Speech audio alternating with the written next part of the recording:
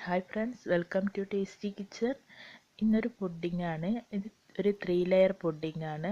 നല്ല ടേസ്റ്റി ആയിട്ടുള്ള ഒരു പുഡിംഗ് ആണിത്. അപ്പോൾ ഇതിന് വേണ്ട ഇൻഗ്രീഡിയൻസ് എന്തൊക്കെയാണെന്ന് നോക്കാം. 15 പീസ് ബിസ്ക്കറ്റ് എടുത്തിട്ടുണ്ട്, ഷുഗർ, പിന്നെ ഓറഞ്ച്, കോൺഫ്ലോർ, ബട്ടറാണ് മെയിൻ ആയിട്ടുള്ള ഇൻഗ്രീഡിയൻസ്. ഇത് എവരിഡേൻ്റെ 15 പീസ് ബിസ്ക്കറ്റാണ് എടുത്തത്. ഏത് ബിസ്ക്കറ്റ് വേണമെങ്കിലും എടുക്കാം.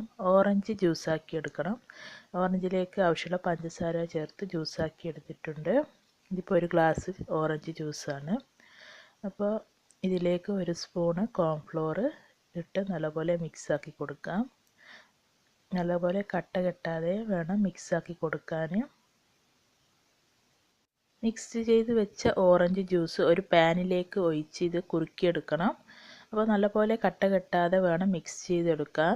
ഞാനിവിടെ സ്റ്റൗ ഓൺ ചെയ്തിട്ടില്ല, ഇനി സ്റ്റൗ ഓൺ ചെയ്യാം. ഒഴിച്ച് കൊടുത്തതിന് ശേഷം വേണം സ്റ്റൗ ഓൺ ചെയ്യാൻ, അല്ലെങ്കിൽ പെട്ടെന്ന് തന്നെ അടിക്ക് പിടിക്കാനുള്ള ചാൻസ് ഉണ്ട്. അപ്പോൾ നോൺ സ്റ്റിക്ക് പാൻ തന്നെ എടുക്കലായിരിക്കും ബെറ്റർ. അപ്പോൾ നമ്മൾ കൈ എടുക്കാതെ ഇങ്ങനെ ഇളക്കി കൊടുക്കണം. ഒരു തിക്ക് കൺസിസ്റ്റൻസി സ്റ്റേജിൽ നമുക്ക് ആകുമ്പോൾ ഇത് ഓഫ് ചെയ്യാം, സ്റ്റൗ ഓഫ് ചെയ്യാം.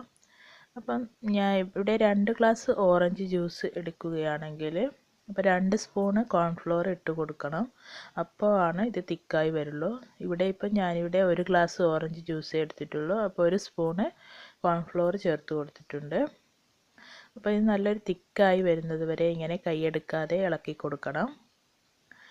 ആ സ്റ്റേജിൽ തിക്കായി വരുമ്പോൾ നമുക്ക് സ്റ്റൗ ഓഫ് ചെയ്ത് ഇത് ചൂടാറാൻ വേണ്ടി മാറ്റി വെക്കണം.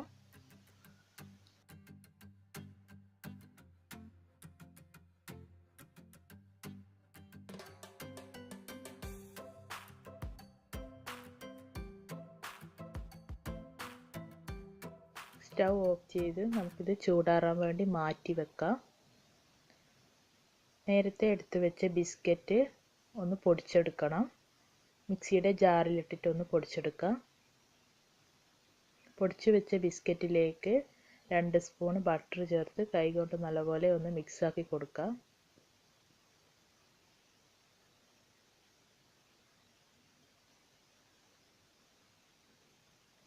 ഞാനിവിടെ പുഡിങ്ങിൻ്റെ ട്രേ റെഡിയാക്കി വെച്ചിട്ടുണ്ട്. അതിലേക്കൊരു ബട്ടർ പേപ്പർ വിരിച്ചു കൊടുത്തിട്ടുണ്ട്. ബിസ്ക്കറ്റിൻ്റെ മിക്സ് ഇതിലിട്ട് കൊടുക്കാം. സ്പൂൺ വെച്ചിട്ടൊന്ന് ലെവൽ ചെയ്ത് കൊടുക്കാം. എല്ലാ വശത്തും ഒന്ന് ലെവൽ ചെയ്ത് കൊടുക്കാം.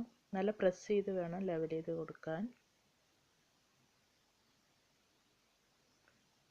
ലെവലാക്കി കൊടുത്തതിന് ശേഷം അരമണിക്കൂർ ഫ്രിഡ്ജിൽ വെച്ചതിന് ശേഷം നമുക്കിതെടുക്കാം.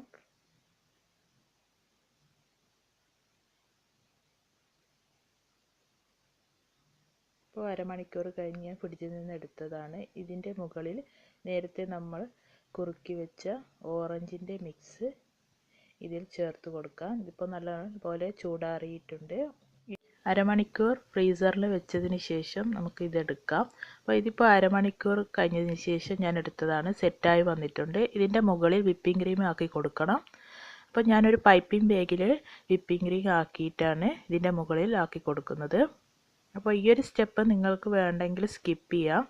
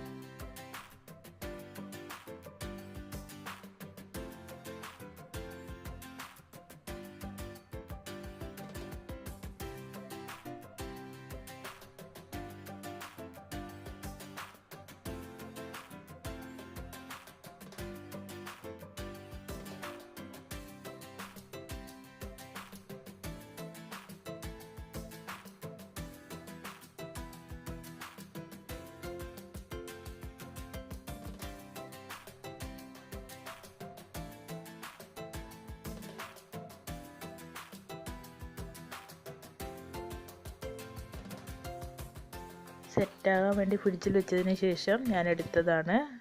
അപ്പോൾ പുഡിംഗ് ഇവിടെ റെഡിയായി വന്നിട്ടുണ്ട്. ഇത് ചെറിയ പീസാക്കി കട്ട് ചെയ്തതിന് ശേഷം സെർവിങ് പ്ലേറ്റിലേക്ക് മാറ്റാം. അപ്പോൾ ഇത് നല്ലൊരു ടേസ്റ്റി ആയിട്ടുള്ള പുഡിങ്ങാണ്. കാണാനും നല്ല ഭംഗിയുള്ളൊരു പുഡിങ്ങാണ്.